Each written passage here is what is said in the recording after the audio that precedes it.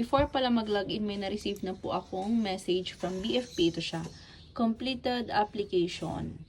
And then, open natin. Ayan, may message sila dito. And just proceed to your account. is.e-bfp.com yan po. And then, wag na tayo magre-register kasi may login name na po tayo. Ayan, once naka-login na po tayo, just proceed to your applications. And then, hintayin lang po natin dito sa may with issuance. Hintayin lang po natin lumabas yung ating pangalan po dyan. Ayan, so lumabas na yung pangalan agad-agad. Andito na siya. Then, access details. Ayan, access full details. Then, makikita nyo na dito sa baba. Ayan, application for FSIS Business Permit Renewal. Application complete, current status, okay na po siya. And then, dito nyo makikita yung ating, ito yung nauna nating nakuha, order payment slip, yung payment natin, OR, tsaka inspection order. So, ito na yung pinakalas nating makukuha, which is the Fire Safety Certificate. Then, view attachment lang po natin. Ito na siya. Ito na yung pwede nating i-print para ipalit natin sa old nating certificate na yan po. Yan yung last year. And then, ito na po yung bago. So, ang gagawin po natin dyan para ma-print po natin is ito lang.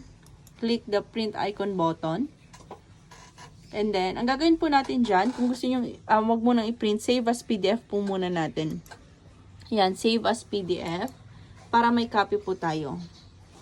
Then, pag okay na yan, portrait, save lang po natin. Save nyo para may copy kayo. Pero, pwede naman na natin siyang direct print.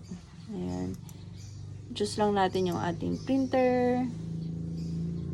And then, print na po natin. And then, print.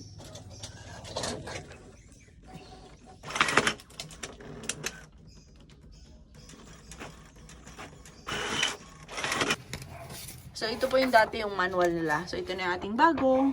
Ayan. So, hindi na natin kailangan pumunta sa BFP para i-claim po ito. So, 2 pages siya. Pero yung isa naman din naman kailangan.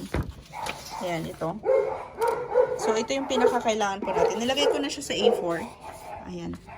So, that's all for today. Pag may questions po kayo regarding sa pagpaparenew nyo sa inyong fire safety na certificate for renewal, kindly comment below. Yung first vlog ko pa pala regarding kung paano mag-register is available din po sa aking YouTube channel. Okay guys, thank you for watching. Bye-bye. I hope may natutunan po tayo.